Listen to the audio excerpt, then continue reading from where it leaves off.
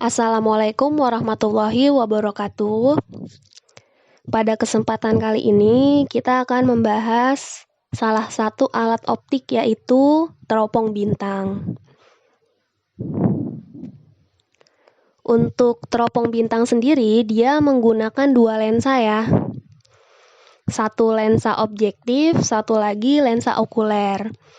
Lensa objektif adalah lensa yang dekat objek yang mau diamati, sedangkan lensa okuler sendiri adalah lensa yang dekat ke mata.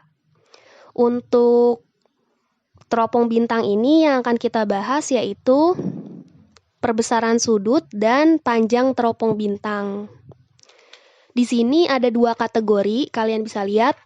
Ada tanpa akomodasi dan ada akomodasi maksimum atau berakomodasi. Untuk tanpa akomodasi dan akomodasi maksimum, dia memiliki rumus yang berbeda. Di sini kita lihat ya, tanpa akomodasi M sama dengan FOB per FOK. Kalau D-nya sama dengan FOB plus FOK. Keterangannya M-nya adalah perbesaran sudut, FOB adalah jarak fokus lensa objektif. FOK adalah jarak fokus lensa okuler. Jadi kalau OB objektif, OK okuler ya. D sendiri adalah panjang teropong bintangnya. Panjang teropong bintang diukur dari jarak lensa objektif sampai jarak lensa okuler. Untuk akomodasi maksimum, mencari perbesaran sudut, M sama dengan FOB per SOK. Kalau SOK sendiri adalah jarak benda pada lensa okuler. Untuk menghitung panjang teropongnya, FOB plus SOK. Di sini ada keterangannya ya. Bisa kalian lihat lagi dan mungkin boleh dicatat. Nah, ini keterangannya. Untuk informasi, maksudnya akomodasi ini adalah kemampuan lensa mata untuk mencembung. Jadi, objek yang ada di dekat mata terlihat lebih jelas. Itu maksud dari akomodasi. Kita masuk ke contoh soal. Kalian perhatikan baik-baik contoh soalnya. Sebuah teropong diarahkan ke bintang menghasilkan perbesaran anguler 20 kali untuk mata tak berakomodasi. Perbesaran anguler itu sama aja perbesaran sudut ya. Jika jarak fokus objektifnya 100 cm, maka jarak lensa objektif dan lensa okulernya adalah berapa senti. Untuk menghitung jarak, di sini kita tulis dulu deh yang diketahui. Ada M 20 dan ada FOB-nya 100.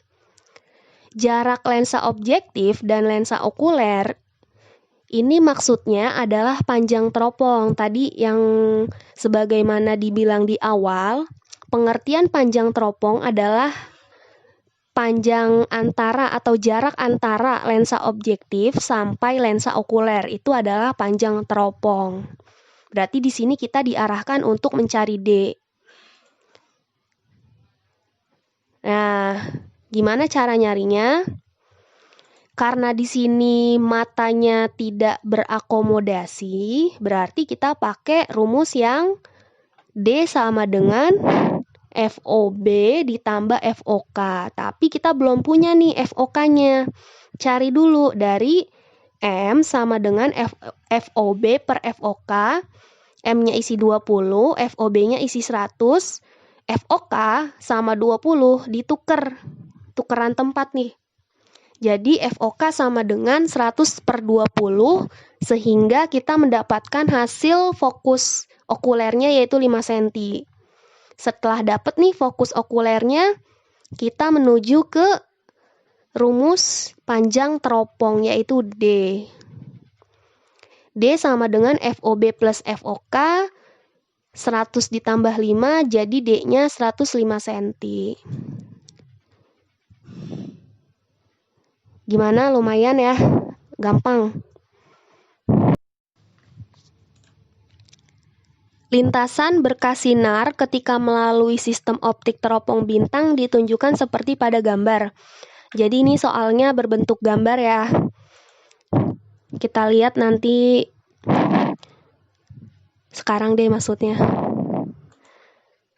Jadi gini, ini ada angka-angka ini maksudnya apa sih? Kalau kita lihat di sini, ini maksudnya ini adalah lensa objektifnya, sedangkan yang ini adalah lensa okulernya. Kalau kita lihat, ini ada dari lensa objektif sampai sini, sampai si okulernya, sampai fokus okuler itu 160 cm, sedangkan dari lensa okuler sampai fokus okuler ini 2 cm. Masih ingat di awal, pengertian dari panjang teropong adalah jarak dari lensa objektif sampai lensa okuler.